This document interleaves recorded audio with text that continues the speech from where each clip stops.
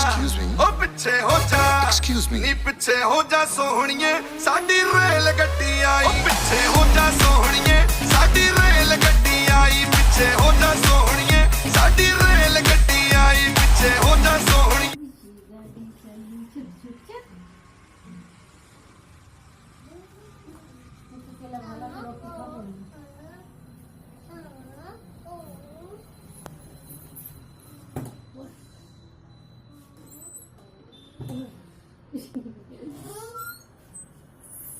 आगे से बनाते हैं, साइड से बना रहे हैं, अगर तू आए उधर से बनाना।